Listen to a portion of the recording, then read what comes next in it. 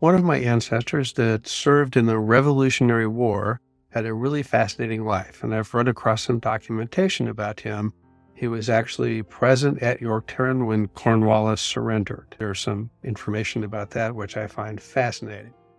We're going to pick up a little later after he has a family and he's getting his life settled down. He made enough money to outfit and join a party of immigrants for Kentucky. They made the journey to Kentucky by way of the Cumberland Gap and the Wilderness Route. Now, I've driven through the Cumberland Gap. There's an interstate highway there. Probably took me a few minutes to get across that as compared to likely days that it would take a man and a couple horses and his wife and child to get across it. There was an aha moment when I read that. Wilderness Route, his young wife Jane rode on horseback and carried her baby Reuben in her lap. He walked and led another horse packed with all their worldly effects except his faithful hound and his rifle, which he carried on his shoulder. I'm guessing you couldn't carry a rifle on your shoulder through the Cumberland Gap these days. In 1787, he secured 300 acres of land in Madison County, Kentucky, in the midst of a rich cane brake, and he built his cabin there. He got his start making salt and trading with immigrants. There was no money in the country, and salt was scarce and in great demand.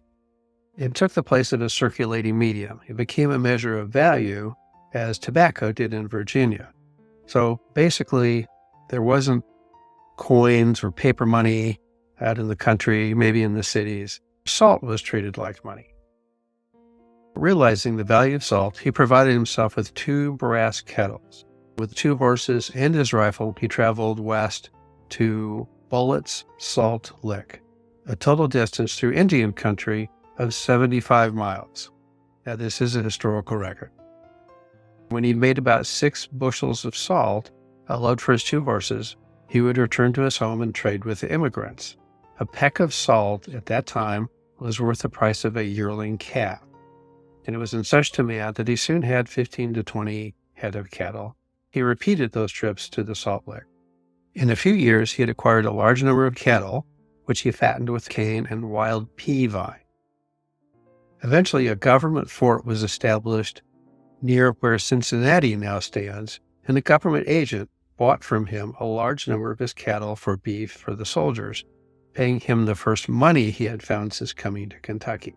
He traded largely in mules, cattle, and hogs, which he collected and sent to market on foot, driven by some of his sons. He was the father of 19 children. 19. 16 sons and 3 daughters, and all but one lived to be grown and married.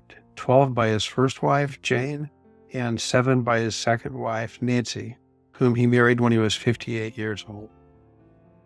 He loved to relate that he was one of the guards that marched off the British prisoners after the surrender at Cornwallis in Yorktown. He loved to tell how his heart swelled with pride as the ragged, barefoot colonial troops marched off as their prisoners, the splendidly uniformed British soldiers. Now that must have really been a sight, and for those that had fought those long, cold battles through years, must have felt tremendously rewarded. He was a great hunter, and most of his sons loved the hounds and the chase, so you can still see that British influence at that time.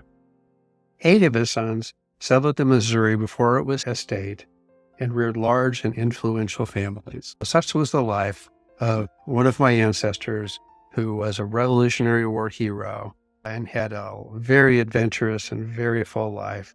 The Lewis and Clark trip hadn't even happened yet. That didn't happen till 1806, somewhere in there. Doing some genealogy work with my mom, we ran across a treasure trove of these kind of documents dating back this far and even a little further. So if these connect and people enjoy them, I'll do more of them. Thanks for watching, and I'd love to hear comments and if there's really interest. Thanks.